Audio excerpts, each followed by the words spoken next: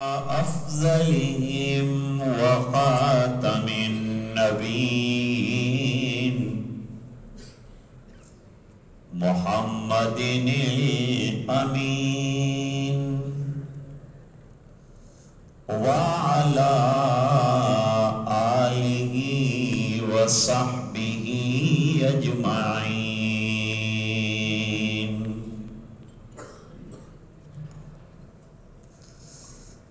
أما بعد فأعوذ بالله من الشيطان الرجيم. بسم الله الرحمن الرحيم.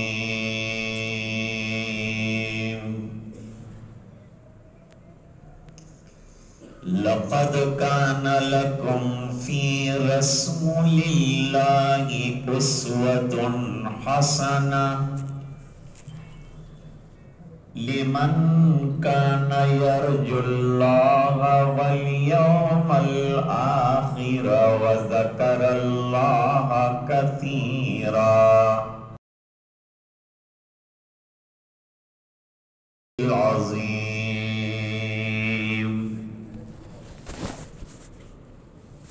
وقال النبي صلى الله عليه وسلم في حديثه الطويل: فمن رغب عن سنتي فليس مني، أو كما قال عليه الصلاة والسلام. وصدق رسوله النبي الأمي الكريم. اللهم صل على سيدنا محمد وعلى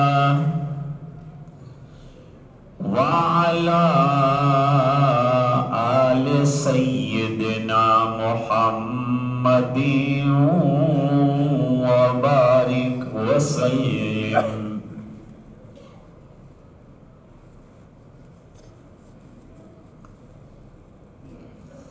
حضرات علماء،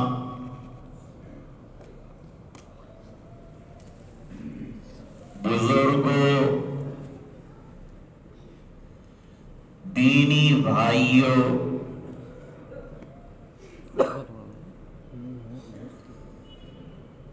سلسلہ نقشبندیہ کا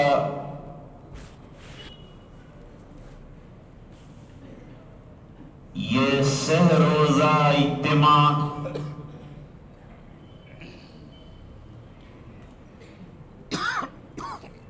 آج انشاءاللہ سب کی دعاؤں پر تکمیل پذیر ہوگا.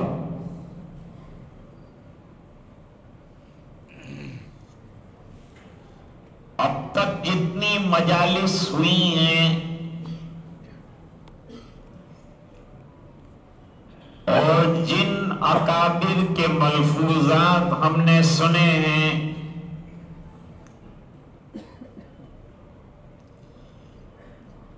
اللہ ان تمام کی آمد کو قبول فرمائے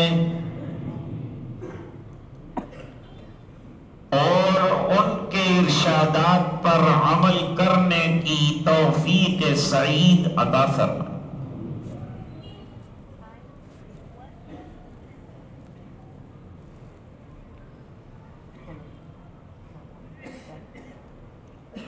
ہمارے سلسلہ نقشبندیہ میں سب سلسلے محترم ہیں.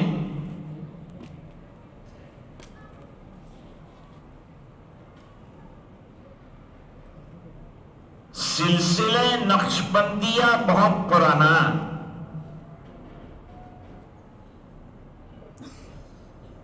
دوسرے تمام سلاسل حضرت علی کرم اللہ وجہہ تک پہنچتے ہیں.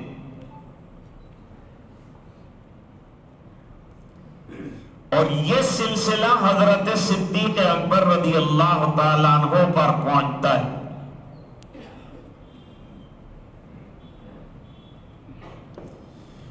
برتری اس اعتبار سے ہے کہ حضرت صدیق کے ہاتھ پر حضرت علی نے بیعت کی ہے۔ اس سے سلسلے کی فضیلت نکلتی۔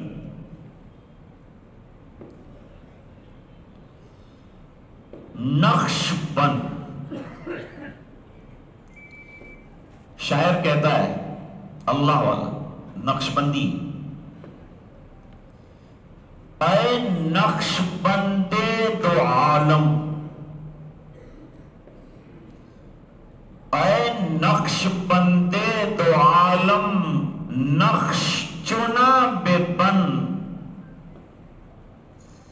کہ گویم در جہاں نقش بند نقش بند۔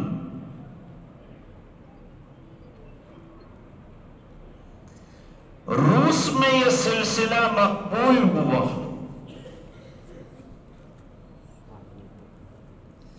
ان سلاسل کی اصلاح روحانی کے لیے ضرورت۔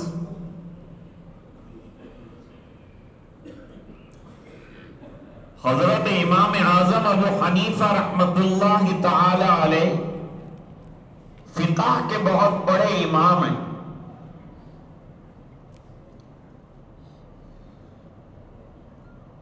محمد ابن ادریس الشافعی رحمت اللہ علیہ نے فرمایا الخلق عیال ابی حنیفہ فی الفقہ، جتنے بھی ائمہ ہیں تمام امام اعظم کے بچے ہیں۔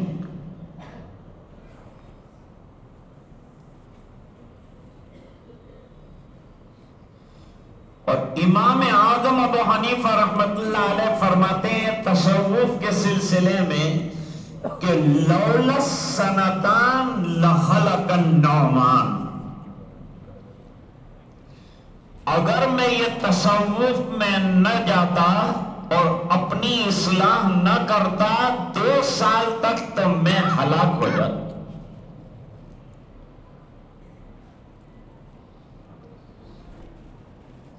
قاضی ثناء اللہ صاحب پانی پتی رحمت اللہ علیہ نے لکھا اپنی کتاب میں، پہلے مسائل بیان کیے اور فرمایا کہ یہ پوست تھا، پھر تصوف کا بیان جب آیا تو فرمایا یہ مغز ہے جو اب میں بیان کر رہا ہوں۔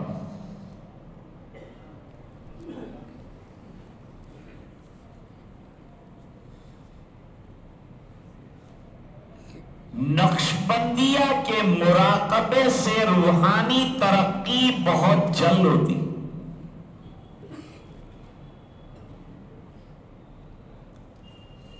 شیخ الشیخ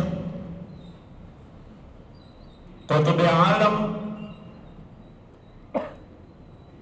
حضرت شاہ غلام حبیب صاحب رحمت اللہ علیہ اپنی مجلس میں کسی کو بیکار نہیں بیٹھنے دیتے تھے۔ بیٹھ کے کیا کرتے ہو؟ ادھر ادھر کی باتیں کرو کہ چلو مراقبہ کرو، میں کراتا ہوں مراقبہ، بیٹھے کیا ہو؟ مراقبہ کرو۔ کبھی مراقبہ آدھا گھنٹہ، کبھی پونا گھنٹہ۔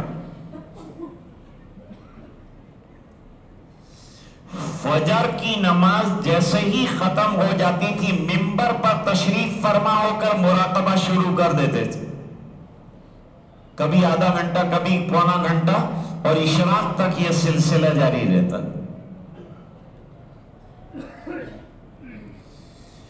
مراقبہ یہ ریڑھ کی ہڈی ہے، اور تمام سلسلوں میں مراقبات ہیں، کوئی سلسلہ ایسا نہیں جس میں مراقبات نہ ہو۔ حضرت مولانا خلیل احمد صاحب سہارنپوری رحمت اللہ علیہ رمضان میں فجر کی نماز کے بعد پون گھنٹے کا مراقبہ کرتے، حالانکہ وہ سلسلے نقشبندیہ سے نہیں ہے۔ حکیم الامت حضرت مولانا اشرف علی صاحب تھانوی رحمت اللہ علیہ نے کئی مراقبات لکھے اور مراقبات کا ثبوت قرآن کریم میں ہے.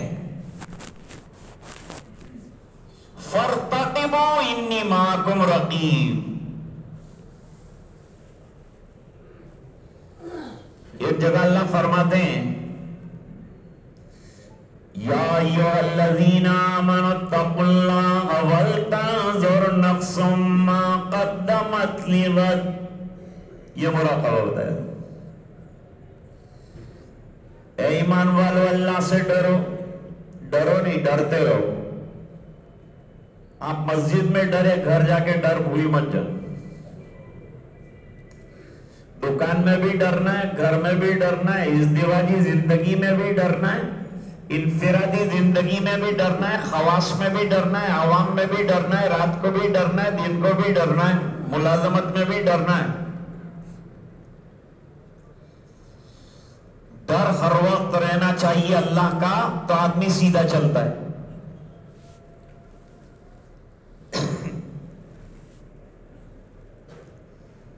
حضرت مولانا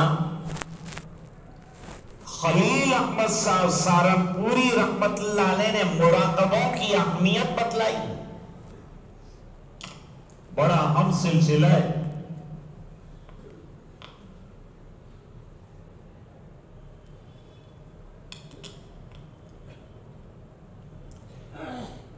تو مراقبے کا ثبوت قرآن میں ہے.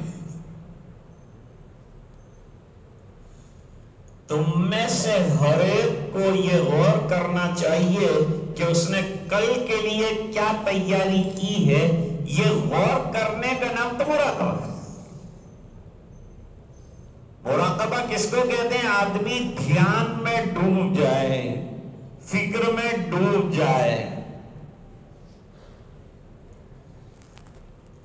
اپنے من میں ڈوب کر پاجا سراغ زندگی. تو اگر میرا نہیں بنتا نہ بن، اپنا تو بن.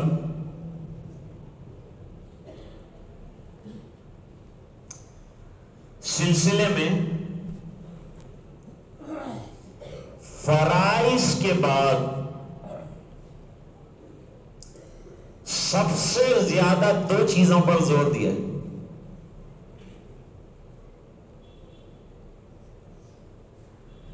نمبر ایک، اتباع سنت. یہ روح ہے سلسلے کی روح.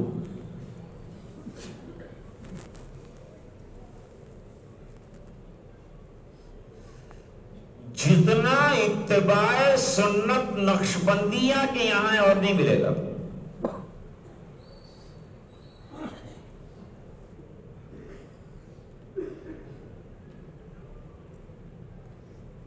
اب اتباع سنت کے بارے میں ذرا سنیے.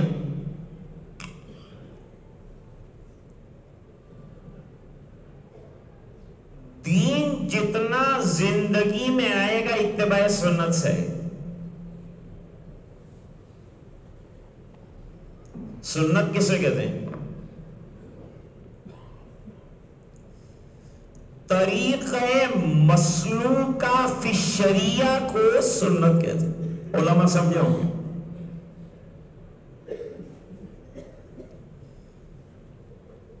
یعنی وہ طریقہ جس پر چل کر حضور نے دنیا آخرت کی کامیابی بتائی.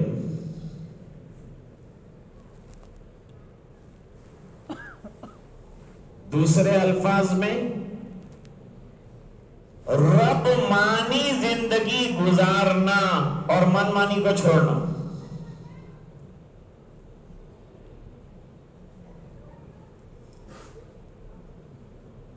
دین اللہ کی مرضی سے چلنے کا نام ہے، اور اللہ کی مرضی بغیر اتباع سنت کے نہیں مل سکتی.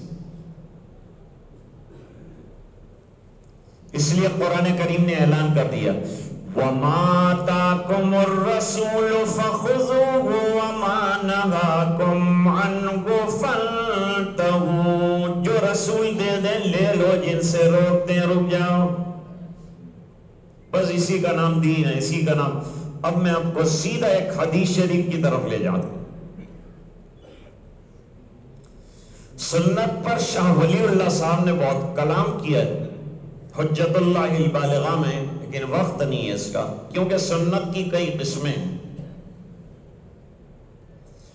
قرآن کریم میں بھی لفظ سنت استعمال ہوا ہے، اور اصطلاح شریعت میں جب سنت کہتے ہیں تو حضور کے طریقے کو، سرکار کے طریقے کو بھی۔ اب پہلے ایک مقدمہ چھوٹا سا سمجھ لو، پھر اس کے بعد مسئلہ حدیث کا سمجھاتا ہوں آپ کو۔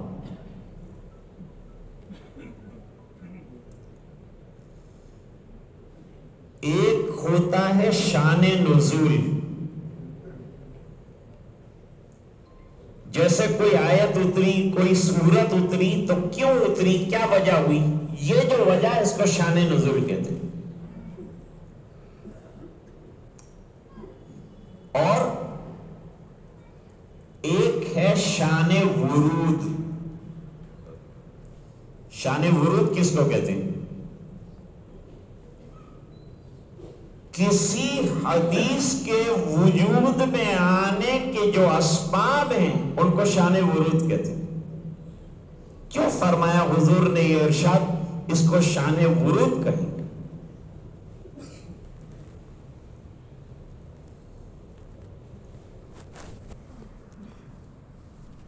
چند صحابہ کرام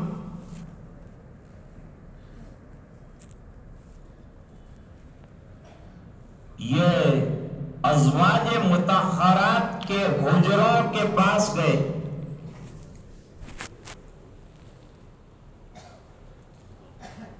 اور پردے سے اعمال پوچھے حضور کے، گھریلو حالات۔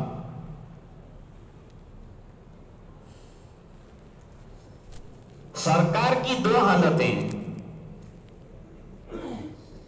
ایک حالت جلوت کی ہے، ایک حالت خلوت کی ہے۔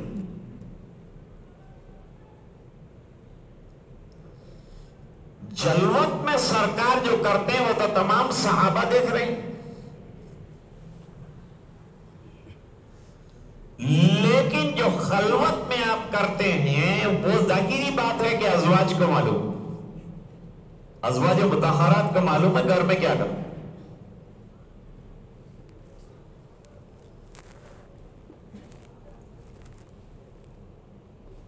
اچھا، خلوت میں حضور کیا کام کرتے ہیں یہ ان کو انٹرسٹ نہیں تھا، ان کو یہ شوق تھا کہ اعمال اور اوراد کیا کرتے، کیونکہ صحابہ کا تو عمل سے مطلب تھا کہ بھئی جلوت والے عمل تو ہم کر رہے ہیں، خلوت میں حضور جو کرتے ہیں وہ ہم خلوت میں کرنے والے بن جائیں۔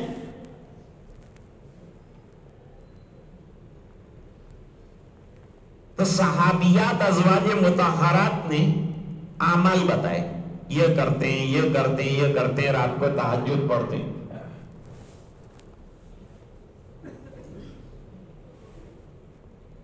اب انہوں نے سوچا کہ ہم جنت میں اعلیٰ سے اعلیٰ مقام کیسے حاصل کریں۔ دیکھو سوچو، ہم لوگ دنیا میں اعلیٰ سے اعلیٰ کپڑا چاہتے ہیں،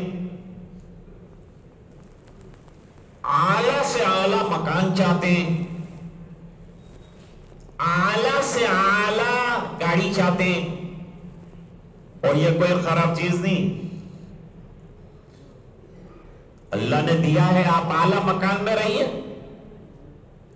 بہترین گاڑی استعمال کیجیے، بہترین لباس استعمال کیجیے، اپنی پسند کا کوئی مسئلہ نہیں، شرعی ہونا چاہیے۔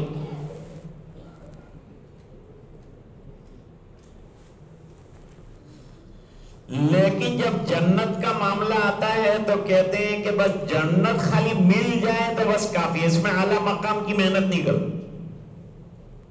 اور صحابہ جنت میں اعلیٰ مقام حاصل کرنے کی محنت کرتے۔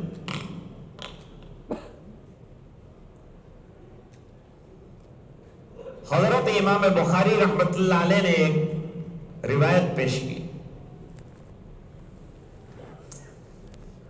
اطمینان سے سنیں گے تو میں کچھ عرض کر سکوں.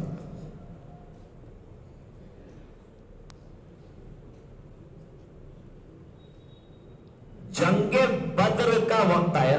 یہ پہلا معرکہ اسلام اور کفر کے درمیان جس کو اللہ نے مسلمانوں کو کامیابی عطا فرمائی.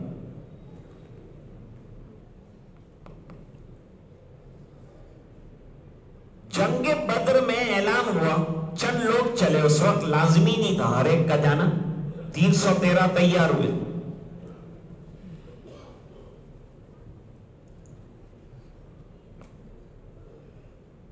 تو ایک نوجوان صحابی, ان کا نام سراقہ ابن حارثہ. سراقہ ابن حارثہ جو ہیں, انہوں نے اعلان سنا, ماں سے جا کے اجازت لی کہ اللہ کے راستے میں جانا چاہتا ہوں. ماں نے کہا بہت خوشی سے اللہ کے راستے میں چلا جا.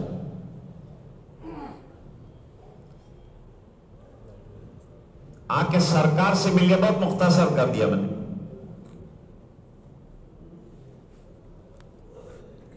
آ کے حضور صلی اللہ علیہ وسلم سے ملاقات کی. میں بھی حاضر خدمت ہونا چاہتا ہوں. دیکھو جان دینے کا مسئلہ ہے,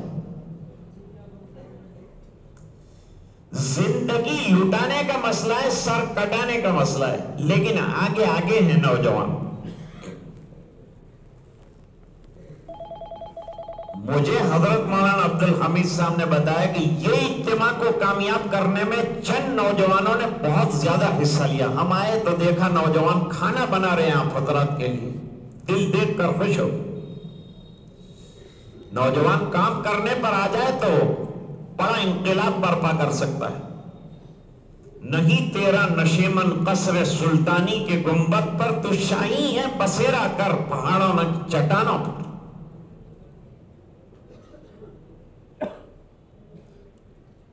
گئے میدان کارزار میں تو کوئی تھالیاں کھانے کی نہیں ملتی, وہاں تو سر دھڑ کی بازی لگنی.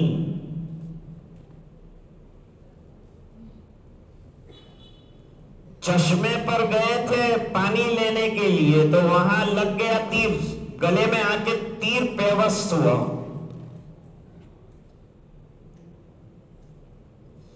اجنبی تیر, کس نے مارا معلوم نہیں.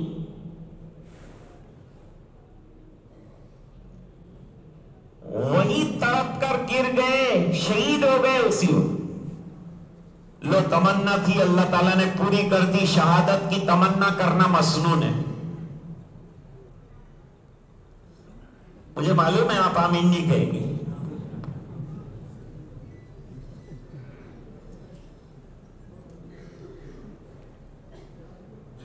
تو اب حضور تشریف لائے, سرکار آئے, صحابہ آئے, دفنایا گیا. ماں جنگ کی خوشخبری سن کر نکلی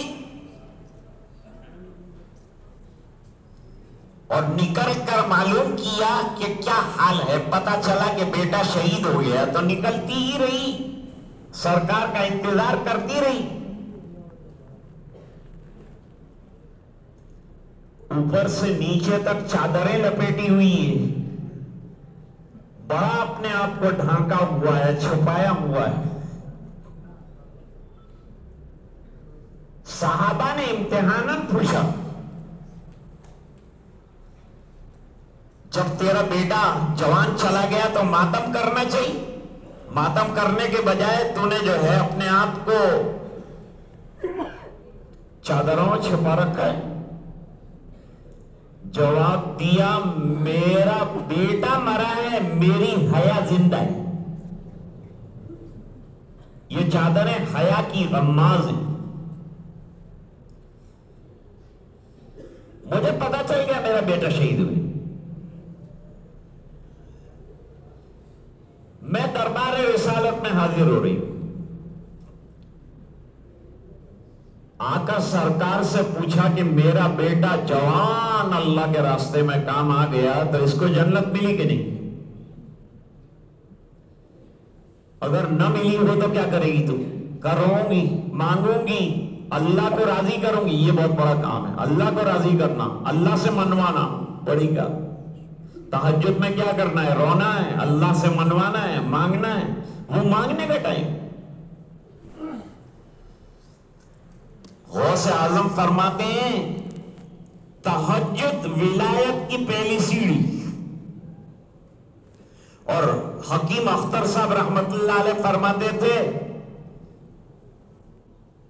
کہ ذکر کا ناغا یعنی روح کا فاقہ،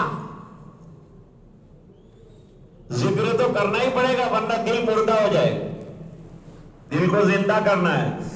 دل مردہ دل نہیں ہے اسے زندہ کر دوبارہ، کہ یہی ہے ملتوں کے مرض کمل کا چارہ۔ دل مردہ کو زندہ کرو، اور نہ مال سے ہوگا زندہ، نہ اولاد سے ہوگا، نہ گھروں سے ہوگا۔ تسلی کسی طرح دل کو ملتی، دل کو تو اس کی چیز ملے گی تو سکون بھی، نہ دنیا سے، نہ دولت سے، نہ گھر آباد کرنے سے، اور تسلی دل کو ملتی ہے خدا کو یاد کرنے سے۔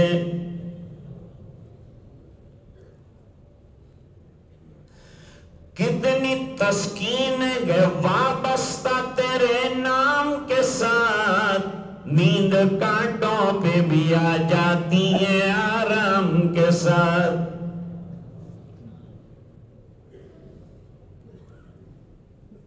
سرکار نے فرمایا جنت کوئی چھوٹی جگہ تھوڑی، جنت تو بہت بڑی ہے اے خاتون، اور تیرے بیٹے کو شہادت پر اللہ نے جنت الفردوس عطا فرمایا۔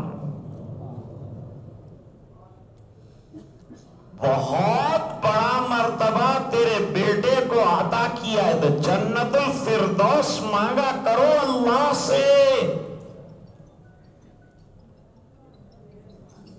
رات کو اٹھا کرو، رویا کرو، مانگا کرو، مل جائے گا اللہ کے در سے۔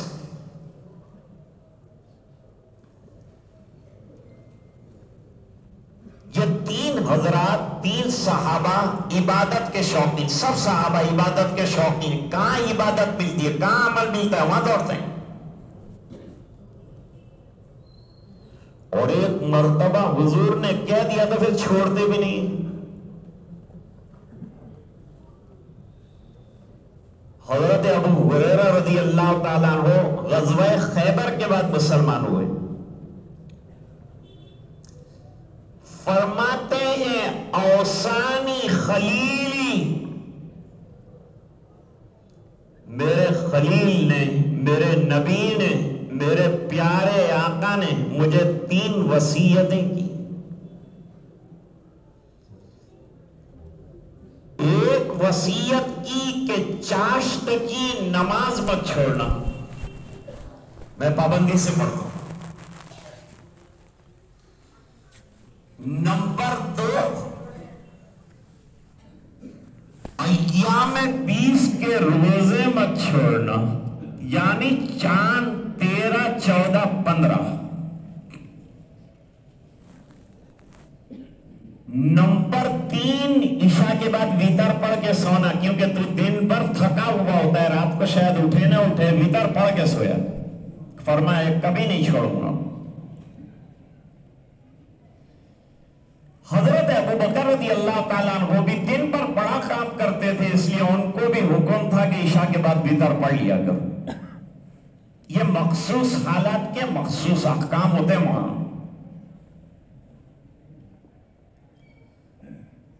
اب یہ تین حضرات نے آپس میں مشورہ کیا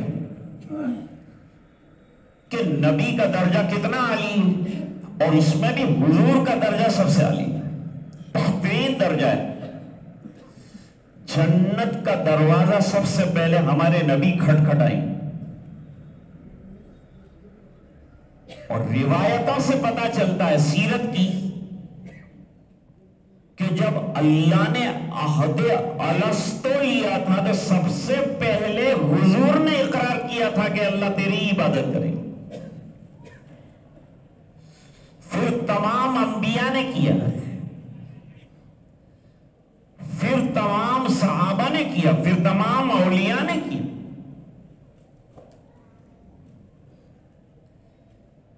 انہوں نے کہا حضور تو دروازہ کھٹکھٹانے والے، سرکار کا درجہ تو نہایت عالی شان ہے، نہایت اونچا ہے، وہاں تک تو پہنچنا ہمارے لیے دشوار ہے۔ یہ صحابہ کا آپس کا مشورہ ہے، اعمال زیادہ کیسے کیے،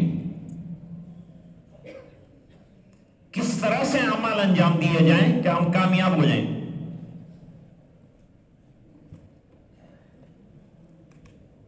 تین بزنس مین ملیں گے تو تجارت میں کیسے کامیاب ہو جائے، کون سا سودا کرنا چاہیے، کون سا بزنس کرنا چاہیے، اس پر غور کرے گا۔ تین عورتیں ملے گی تو تو نے آج کیا کھایا، تو نے کیا پکایا، اسی پر بحث ہو۔ لیکن صحابہ آپس میں ملتے تھے تو دین کی بحث تھی۔ یہ مجالس جو ہے نا بڑی قیمتی ہے، حضرت کی مجالس ہر ماہ ہوتی ہے، اس میں شامل ہونا چاہیے۔ آپ کی بھی ہوتی ہے حضرت کے یہاں، مجالس میں شامل ہوا کرو، دل جوان ہو جائے گا، روح تڑپ جائے گی اور یہ پژمردگی ختم ہو جائے گی۔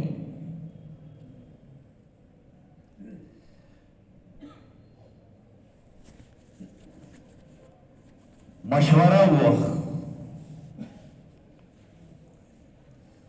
مشورہ کیا ہوا جانتے ہو؟ مشورہ یہ ہوا کہ حضور کچھ عمل نہ کرے نا، نبی کچھ عمل نہ کرے تو بھی نبوت کا درجہ اور حضور کی رسالت کا درجہ اتنا اونچا ہے کہ وہاں تک کوئی پہنچ نہیں سکتا۔ ہم پوری زندگی سجدے کرتے رہے اور سرکار ایک سجدہ کرے اس کے برابر نہیں، ہمارا سجدے کسی کام کے۔ یہ بات الگ ہے کہ اللہ تعالیٰ ہمارا ٹوٹا پھوٹا عمل قبول فرماتے ہیں، وہ اس کا کرم ہے، ہمیں اس پر ٹینگ نہیں مارنی چاہیے۔ ہم 2-4 رکعتیں پڑھتے سمجھتے جبری کے پڑوس میں ہمارا ہی گھر ہو۔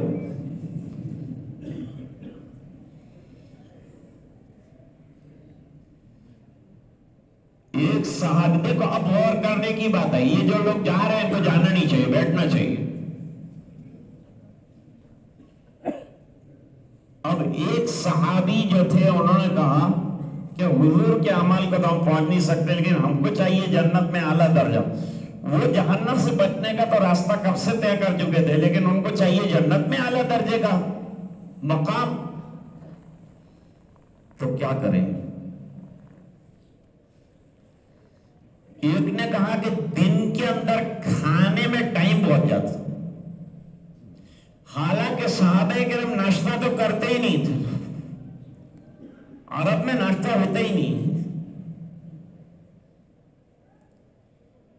وہ لوگ صبح میں کچھ نہیں ناشتہ کرتے تھے صحابہ کرام، کہیں پڑھا حدیث میں کہ وہ ناشتہ کرنے بیٹھے ہیں صبح؟ نہیں ملے گا، وہ ہے ہی نہیں تو کہاں سے ملے گا؟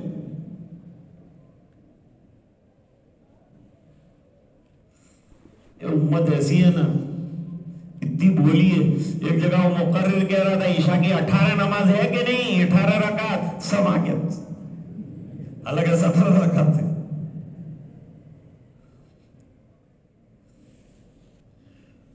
اس نے کہا کھانے میں اتنا ٹائم بگڑنا، ہمارے بعض مشائخ ایسے رہے کہ وہ کئی دنوں تک، کئی سالوں تک روزے دار رہے۔ صاحب ہدایات 12 سال روزے دار رہے۔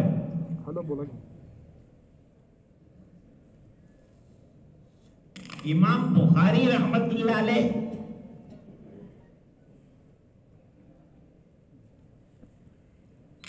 16 سال روزہ دار رہے،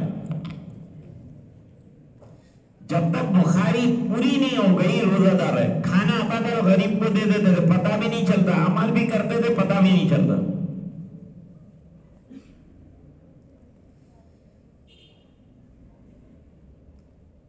ایک بزرگ ایسے گزرے ہیں جو صرف ستو کھا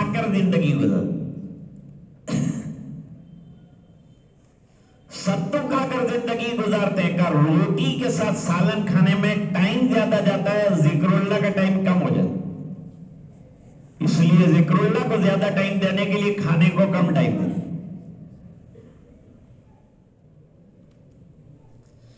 تو انہوں نے طے کر لیا کہ اب میں روزہ رکھوں گا۔ روزے میں یہ فائدہ ہے کہ روزے کا ثواب، اور دوسرا یہ کہ جو ٹائم فری بچے گا وہ سب تلاوت میں لگاؤں گا، ذکر اللہ میں لگاؤں گا، اللہ کی طاعت میں لگاؤں گا، اللہ کی عبادت میں لگاؤں گا۔ تو یہ ریمیننگ ٹائم ان دی عبادت کتنا ٹائم بچ جائے گا؟ بھائی آئیڈیا اچھا لگا آپ کو؟ یہ ترتیب اچھی لگی کہ نہیں؟ اچھا سوچا ہے نا انہوں نے، اچھا سوچا ہے۔ زیادہ عبادت، زیادہ نفلیں پڑھنے کا طریقہ، تدبیر، آدمی نیکی کا ارادہ کرے تو اس کو راستے ملتے ہیں، اور بیٹھا رہے گا تو کچھ نہیں ملے گا۔ جیسے حضرت نے فرمایا کہ بیٹھے رہو تو کچھ نہیں ملتا، محنت کرنی پڑتی ہے، تب کیا کرے؟ ایک حدیث حاصل کرنے کے لیے حضرت جابر بن عبداللہ نے 1 مہینے کا سفر کیا ہے۔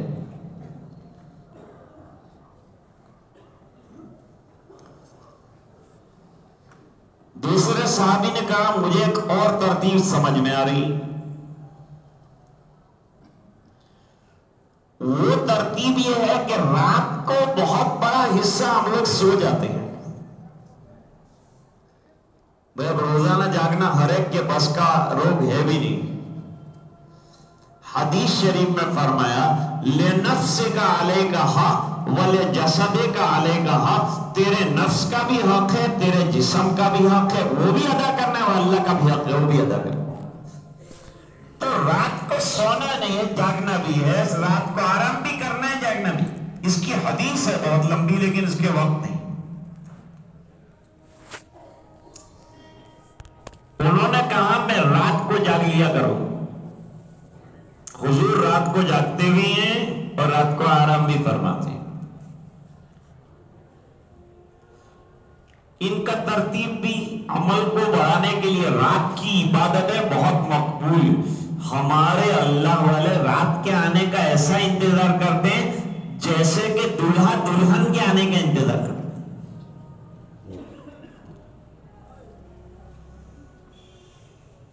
کہ کب دلہن آیا اور میرا کام ہو جائے،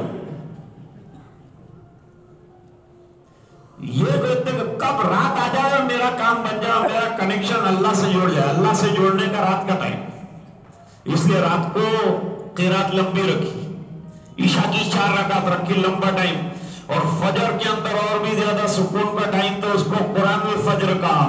ان قرآن الفجر کان مشہودا، ملائکہ بھی آئیں گے، نوٹ کر کے لے جائیں گے، تیرا بندہ تو کھڑا ہو کر تیرا قرآن پڑھ رہا ہے، اللہ فرشتوں میں ذکر کریں گے تو فرشتے بھی خوش ہو جائیں گے، اللہ بھی راضی ہو جائیں گے۔ بھائی سلسلے کے سب سے بڑا کام یہ ہے کہ اللہ کو راضی کر لو۔ کوئی بھی سلسلہ ہو، کوئی دعوت کے کام میں لگائے، مقصد اللہ کو راضی کرنا ہے۔ کوئی سلسلے میں جڑا ہے، مقصد اللہ کو راضی کرنا ہے۔ نماز پڑھ رہا ہے، اللہ کو راضی کرنا ہے، زکوٰۃ دے رہا ہے، اللہ کو راضی کرنا ہے، حج کر رہا ہے، اللہ کو راضی کرنا ہے۔ وَرِضْوَانٌ مِّنَ اللَّهِ أَكْبَرُ، اللہ راضی ہو جائے اس سے بڑی کوئی چیز نہیں۔ کون سی چیزوں کو بڑا کہا اللہ نے؟ 2 چیزوں، 2 چیزوں کو اللہ نے بڑا قرار دیا، اور اللہ جسے بڑا کہے وہ بڑا ہوگا کہ نہیں؟ ظاہری بات ہے بڑا ہوگا۔ اس میں سے ایک کہ تم اللہ کو راضی کر لو، اس سے بڑی کوئی بات نہیں ہے۔ کچھ کام ایسے کرو کہ اللہ راضی ہو جائے۔ اور دوسرا وَلَذِكْرُ اللَّهِ أَكْبَرُ، اللہ کی یاد بہت بڑی چیز ہے، یاد کیا کرو، رکھو کیا کرو۔ دوسرے نے رات کا جاگنا طے کیا، ایک نے دن کا روزہ طے کیا، دوسرے نے رات کا جاگنا طے کیا۔ تیسرے صحابی جو تھے انہوں نے ایک اور بات طے کی کہ دونوں سے بالکل مختلف بات ہے۔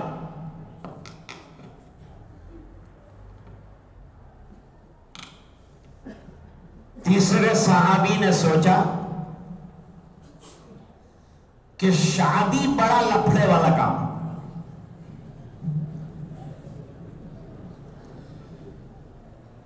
یہ بیوی کو لائے مصیبت کو لائے. حالانکہ یہ تو سنت ہے،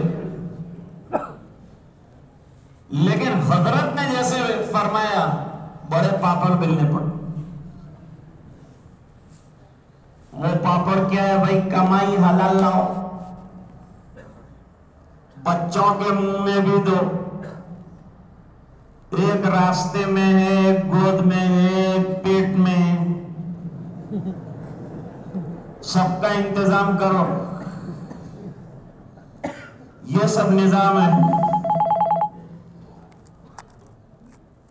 ایک کو ٹریٹمنٹ دیتے دوسرا بیمار ہوتا ہے، دوسرے کو ٹریٹمنٹ دیتے تیسرے کو پاخانے ہوتے.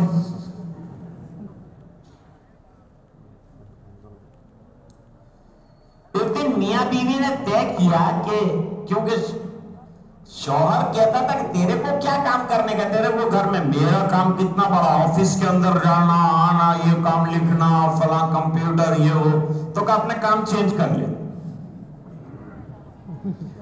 بیوی نے کہا کل میں آفس چلی جاؤں گی، تم گھر سنبھال لے. 5 بجے تیار ہو کے ہوتا، تیار ہونے کی عادت تھی، تیار ہو کے آفس چلی گئی. یہ بھائی اٹھے، اب یہ اٹھے تو ایک بچے نے کہا مجھے پیشاب آئی ہے، وہ پیشاب کرنے کے لیے اس کو لے گیا تو دوسرے نے پاخانہ جو ہے پلنگ کے اوپر کر دی.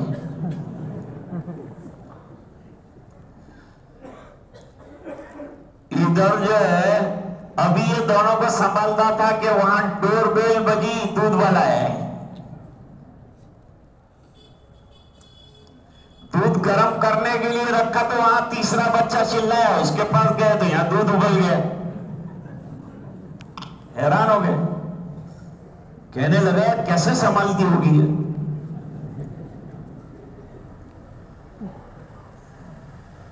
بچوں نے کہا ناشتہ لاؤ، بریک فاسٹ دو، بھوک لگی ہے ابا، آملیٹ بناؤ. اس نے کہا آملیٹ زندگی میں نے بنایا نہیں ہے. اور ریڈیو کھول دیا، اس زمانے میں ریڈیو کا زمانہ تھا تو ریڈیو کھولا، ریڈیو کے اوپر جو ہے بریک فاسٹ بنانے کی ترکیب آ رہی. بچے بھی سب آگے بیٹھ گئے، ابا جان بریک فاسٹ کی ترکیب سن رہے ہیں اور وہاں آملیٹ بناتے جا رہے، توا کے اوپر جو ہے انڈا ڈالا ہوا ہے اور ادھر سے ادھر پلٹ رہے ہیں اور وہ سن رہے ہیں کہ اب یہ کرنا ہے، اب یہ کرنا ہے. اتنے میں بچے نے اسٹیشن بدل دیا، اس کے اندر آیا الٹے ہو جاؤ. اچھا کہا کہ الٹے بھی ہونا پڑتا ہے آملیٹ بنانے.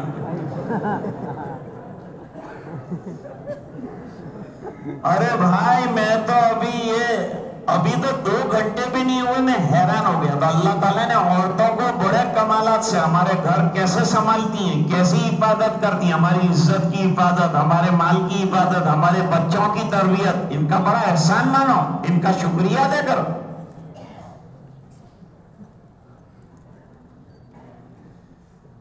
تیسرے شخص نے کہا کہ میں شادی نہیں کروں تو فری رہوں گا، بالکل فری رہوں گا. تو کیا کروں گا؟ عبادت میں اپنا وقت لگاؤں گا. آج کل لوگ فری ہوتے ہی موبائل پہ بیٹھ جاتے، سب اپنا ٹائم برباد کر کے رکھ دیا. موبائل کیا ہے؟ ہلاکت کا سامان ہے، تباہیوں کا سامان ہے. طالب علم کے لیے تو زہر ہے اور علماء کے لیے خطرناک مضر ہے. کیا دیکھ رہے ہیں آپ؟ اس پر ہے دار و مدار. اچھی خبریں دیکھ رہے ہیں، اس میں بھی لڑکی آ جائے گی، بلیڈ کی ایڈورٹائز دے گی. بلیڈ کا عورتوں کو کیا کام ہے؟ مرد کو کام ہے، لیکن وہ بھی عورتوں کے پاس بلیڈ کی. اچھا بیان سن رہا تھا، اس میں بھی عورت کی ایڈورٹائز آ گئی. نہ چاہتے ہوئے بھی غیر محرم پہ نظر پڑی. غیر محرم پہ موبائل میں نظر ڈالنا بھی حرام ہے. کوئی احتیاط ہمارے پاس؟ ہم کہتے دعائیں قبول نہیں ہوتی، دعائیں قبول نہیں ہوتی تو دھندے پہلے دیکھو، پہلے اعمال دیکھو، پھر توبہ کرو تو اللہ تعالیٰ توبہ قبول کریں گے. دل کے کیڑے مکوڑے نکالو، دل کے مرے ہوئے چوہے نکالو تو پھر تمہارے عمل میں وزن آئے گا، عبادت میں وزن آئے گا. مفتی عبد الرحیم صاحب لاجپوری رحمت اللہ علیہ کا نام ادھر سنا، فتح رحیمی آپ کے پاس ہوگی بھی. 10 جلدوں میں یہ فتاوی مختلف طریقوں سے چھپے ہیں، اس کی ترتیب بھی بنی ہے اور چھپے بھی ہیں، علماء کو اپنے پاس رکھنا چاہیے۔ ایک جگہ مسئلہ لکھا ہے بہت اچھا، مسئلہ یہ لکھا کہ کچھ پڑھے لکھے لوگ آئے، آج کل پڑھے لکھے جاہلوں کی بھی کمی نہیں ہے، وہ پڑھے لکھے لوگ آئے، انہوں نے آ کے ایک مسئلہ پوچھا کہ حضرت ہمارے مسجد کے کنویں کے اندر چوہا گر گیا ہے، مر گیا ہے، کتنی ڈولے نکالیں؟ حضرت نے فرمایا 20-30 ڈولے نکال لو، کپاک ہو جائے گا، کنواں کا ہو جائے گا۔ وہ گئے جا کے 20-30 ڈولے انہوں نے پانی نکال لیا، پھر حضرت کے پاس ہے، نکال لیا، حضرت کنواں پاک ہوا۔ حضرت نے کہا تم تو پڑھے لکھے لوگ ہو، لیکن وہ چوہا نکالا تو کہا وہ تو ابھی اندر ہے۔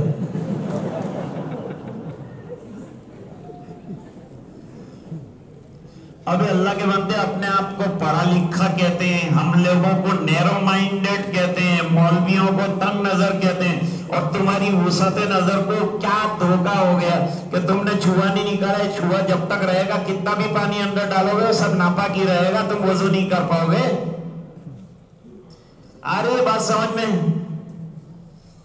پھر حضرت نے نیچے لکھا ہے کہ جیسے چوہا نکالے بغیر کتنی بھی ڈول پانی نکالو کنواں پاک نہیں ہوتا، اس طرح دل کی دنیا میں مرے ہوئے تکبر کے، بغض کے، عداوت کے، حسد کے، کینہ کپٹ کے چوہے مرے پڑے ہیں، تو تیری نماز میں اور تیری دعا میں جان کہاں سے آئے گی؟ تیری قنوت نازلہ کہاں جائے گی؟ یہ 3 حضرات، ارے آج تو دیوار کے بھی کان ہے، یہ 3 حضرات نے تو اچھا فیصلہ کیا تھا کہ زیادہ سے زیادہ اعمال انجام دیں گے۔ آج ہم لوگ کم عمل والا شارٹ راستہ تلاش کرتے ہیں، مولانا شارٹ کٹ بتاؤ جنت میں جانے۔ ایک جگہ حضرت امام صاحب عشاء میں انا اعطینا اور قل هو اللہ پڑھتے تھے، تو ایک مقتدی نے چند دن پڑھنے کے بعد کہا کہ حضرت اس سے چھوٹی کوئی صورت ہے؟ اور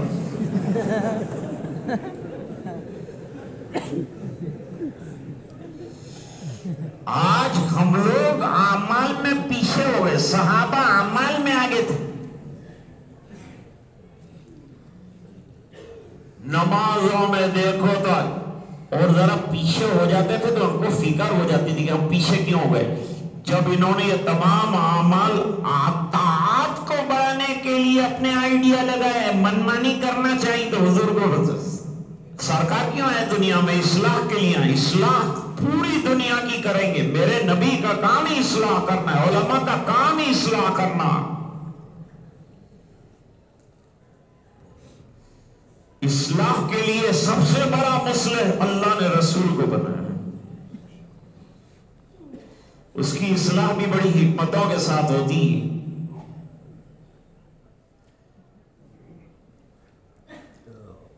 قرآن کریم بھی کہتا ہے کہ دعوت کا کام کرنا ہے، ہم بھی سب دعوت کا کام کرنے والے ہیں، حکمت کے ساتھ۔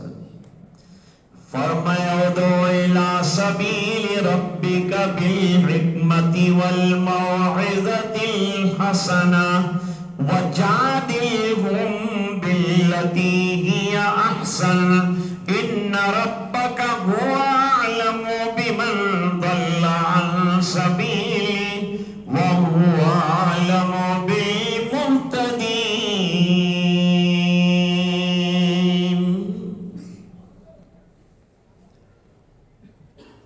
ایک مرتبہ ہمارے گھر پر ایک فارغ طالب علم آئے، فارغ ہو گئے تھے وہ، اشرفیہ سے فارغ ہوئے،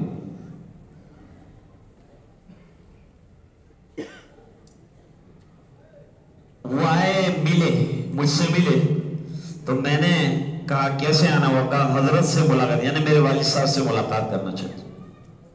ٹھیک ہے، میں ملاقات کرا دیتا ہوں، ابھی عصر کی نماز ہوگی، نماز کے بعد مل لیں، نماز کے بعد ملاقات کے لیے۔ جب وہاں کمرے میں پہنچے ملاقات کے لیے تو والد صاحب نے پوچھا بھائی یہ کون ہے؟ میں نے یہ کہا یہ میری جماعت میں تھے۔ فرمایا غلط بات ہوئی، اصلاح نہیں ہوتے. دیکھا اتنی بات میں بھی بزرگ اصلاح کرتے. اصلاح کی بات کہی، کہا تو نے غلط بات کہی. اور میں نے کیا غلط کہا؟ میری جماعت میں یہ پڑھتے تھے. فرمایا نہیں، یوں نہیں کہنا چاہیے، یوں کہنا چاہیے کہ ان کی جماعت میں میں پڑھتا تھا. اس کو کہتے ہیں تواضع، اس کو کہتے ہیں عاجزی، اس کو کہتے ہیں انکساری. یہ کام میں، سلوک میں یہی سیکھنا ہے کہ مٹ جاؤ، اپنے آپ کو مٹا دو. لا الہ الا اللہ کی اتنی ضربیں لگاؤ کہ اپنا پن نکل جائے، اپنی نفی نکل آ جائے. میں کچھ نہیں ہوں اور میں بہت خطرناک ہے. بکری بیچاری ذرا میں کرتی ہے تو اس کو قصاب لٹا دیتا ہے، لٹکا دیتا ہے، چمڑا اتار دیتا ہے، ٹکڑے کر دیتا ہے، لوگوں کو کھلا دیتا ہے. اس کی حیثیت اور اس کا وجود میں کی وجہ سے ختم ہو جاتا.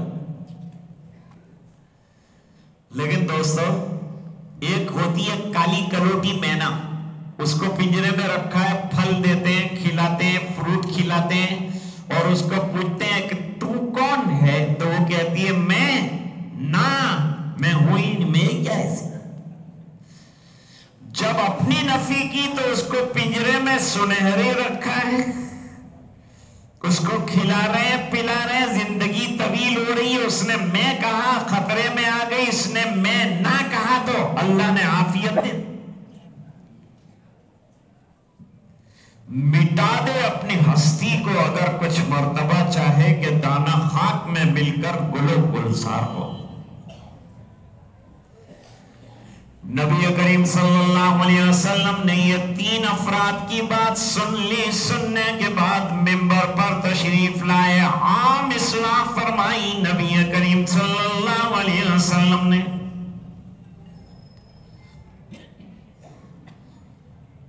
کہ مجھے پتا چلا کہ ایک کہتے ہیں کہ کھانا نہیں کھائیں گے، روزہ رکھیں. ایک کہتے ہیں نکاح نہیں کریں گے، حالانکہ میں نے نکاح بھی کیے ہیں. میں کھانا بھی کھاتا ہوں، روزہ بھی رکھتا ہوں، اور میں رات کو آرام بھی کرتا ہوں، جاگتا بھی ہوں. پھر حضور نے جملہ فرمایا.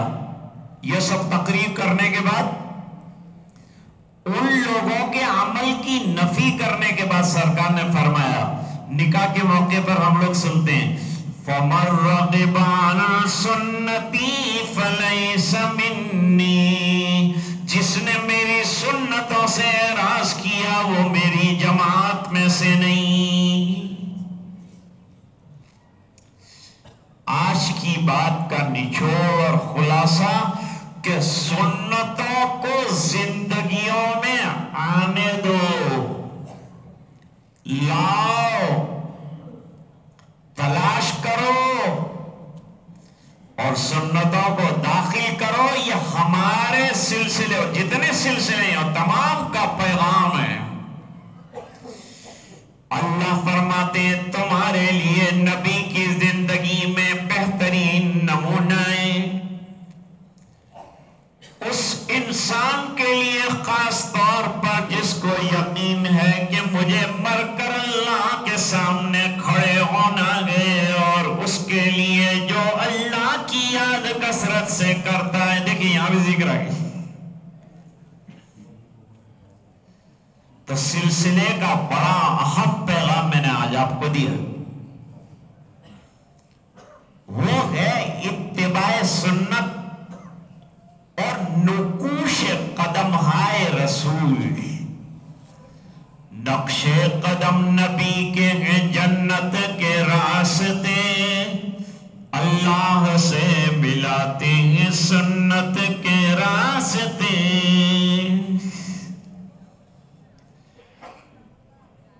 آپ 3 دنوں سے سن رہے ہیں الحمدللہ. سلسلے کی چند باتیں آپ کے سامنے آئی ہوں گی. آج کا اجتماع اب ختم ہونے کے کنارے پر آیا. حضرت مولانا کی تمام تعلیشیں اللہ نے کامیاب فرمائی. ابھی میں نے پوچھا 2 راتوں سے سوئی نہیں ہے، فکر میں علماء آتے ہیں جاتے ہیں، ان کا اکرام کرنا، ان کو بٹھانا، ان کو سلانا کھلانا بڑا کام ہے۔ علماء کا اکرام احترام، اس میں کمی نہ آ جائے، اس کا بڑا خیال رکھنا پڑتا ہے، اور بڑے نازک مزاجی ہوتی ہے علماء میں، ان کا تمام کا خیال رکھ کے ان کی دعائیں لے لینا بڑی بات ہے۔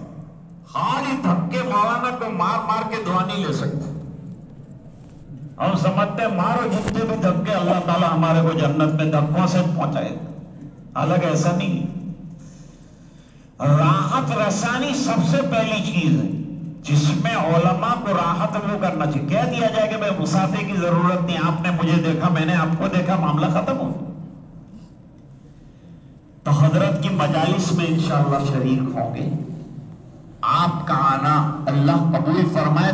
300 سے زیادہ معتکفین اعتکاف کر رہے ہیں، جن کا اعتکاف کل مغرب کے وقت ختم ہوگا۔ اللہ تعالیٰ ان کے اس اعتکاف کو ہمارے اجلاس کی کامیابی کا اور دخول جنت کا ذریعہ بنائے۔ آپ کا دور دراز سے تشریف